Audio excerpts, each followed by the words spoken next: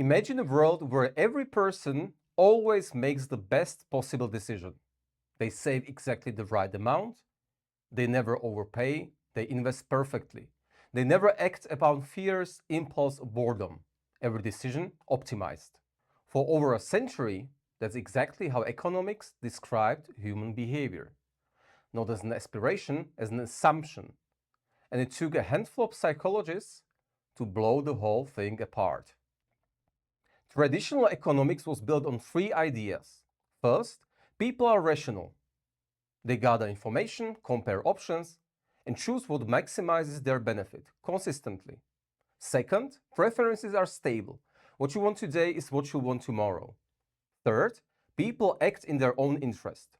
They maximize value efficiently. Put it all together and you get what economists call Homo Economicus, economic man, the perfectly logical human who treats every decision like a spreadsheet. And to be fair, this wasn't a stupid model. It came from brilliant thinkers, it made the math work. And at broad level, for large populations, it often predicted behavior reasonably well. But here's the problem. It couldn't explain what was happening right in front of everyone's eyes. Why do people pay more for the exact same product just because of where they buy it?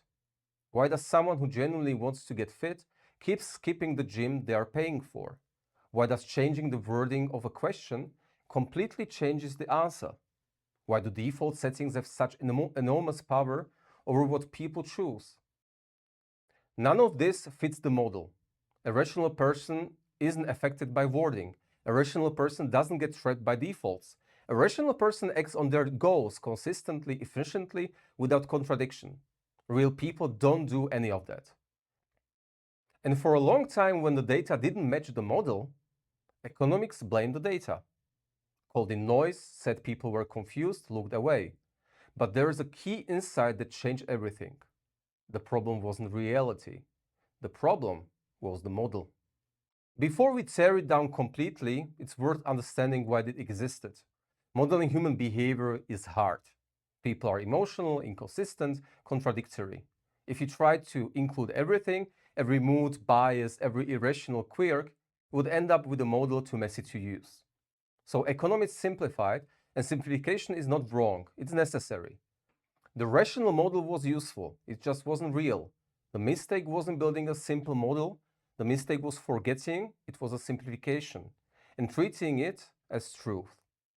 There are four places the model breaks down hardest. First are emotions. The model treats emotions as noise, distortions to be averaged away. But in reality, emotions don't distort decisions, they drive them.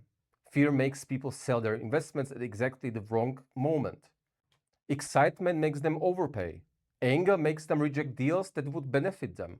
Emotions aren't interruptions to the process, they are the process. Second, self-control. The model assumes you act on your goals, but your goals and your actions are often completely different things. You plan to eat well, you don't. You plan to save, you spend. Your preferences didn't change, your execution did. The model has no room for the gap. Real life is full of it. Third is framing.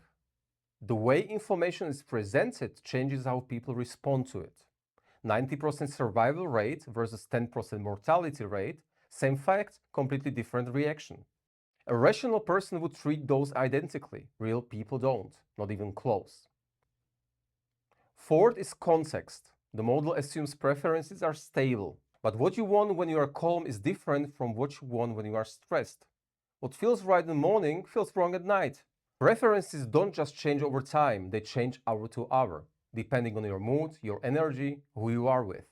Context doesn't just influence decisions, it shapes them. So what actually describes human behavior? Here's the insight that changed everything. Humans are not randomly irrational, they are predictably irrational. The same errors repeat across people, cultures, across time. And behavior is shaped by context. Change the environment and it changes the behavior without changing the person. This is the foundation of behavioral economics. Not a rejection of the model, an upgrade, a more honest picture on how people actually work. That includes psychology, emotion, and the enormous power of context. The old model said if you want people to behave better, give them better incentives. The new model said if you want people to behave better, design better systems. This isn't just academic. It changes how policy works, how finance works, how you understand yourself. In policies, if you assume people will save rationally, most won't. But if you make savings the automatic default, participation will skyrocket. Same system, different design, completely different outcome. In finance, losses feel twice as powerful as equivalent gains, so people avoid risk even when taking it would benefit them. Design financial products without understanding that, and they fail. In your own life, if you rely on willpower alone, you will fail. Not because you are weak, but because willpower is a limited resource, and you are fighting against evolutionary instincts that have had millions of years of practice.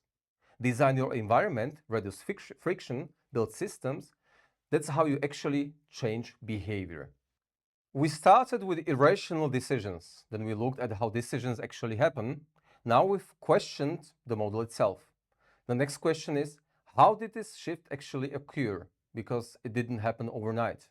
It came from experiments, from challenges, from people asking uncomfortable questions that no one in economics wanted to answer. In the next video, we'll look at that story. Not the theory, but the moment.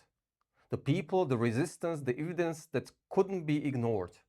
Subscribe if you want to follow along.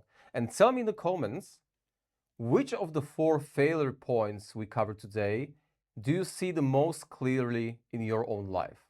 See you in the next video.